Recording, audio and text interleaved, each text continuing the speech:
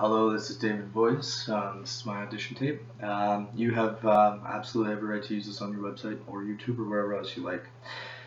So my story begins with a night shift. I worked a night shift at the hotel that employs me one night, the graveyard, which is fitting.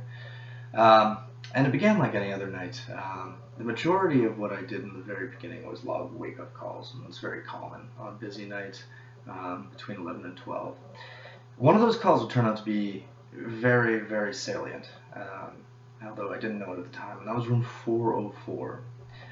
Now, after I finished logging wake-up calls, I had a good 2 hours to get down to my work without any incident.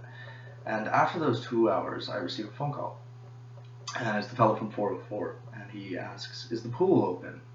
And I say to him, "Well, unfortunately, sir, our pool is closed between the hours of 11 p.m. and 6 a.m. for safety reasons." He says, "Oh, I understand. That's perfectly reasonable."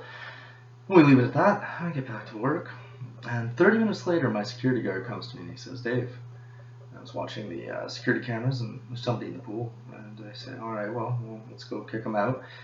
And I'm immediately thinking of room 404, of course. Now, we get to the pool room, and we open the door, and there's nobody in the water, but the water is still rippling.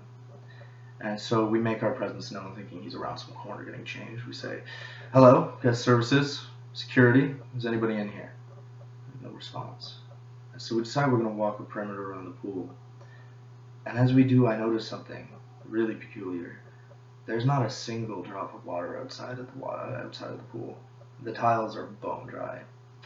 And I think to myself, "Oh, that's got to be some trick. If this fella got away with it, good for him. He deserves it."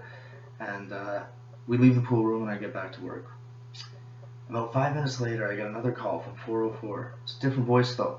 It's a child's voice. And the child asks, "Is the pool open yet?" I said, "Well, I'm sorry, young man, but the pool's not open till 6. And he says, "But I'm already wet." And I say, "Oh, well, are your parents with you?" And he says, "My parents have been gone for a very long time." At this point, I'm thinking, well, okay, this isn't good. I've got to investigate a little more thoroughly. So I go to the front desk, and I get the security guard, and I say, "Let's go up." And we knock on the door. "Guest services? Guest services? Is anybody in there?" No response. So we open the door, and we go in, and there's nobody there. The room is immaculate. The beds are made. Everything's fine. Save for one detail.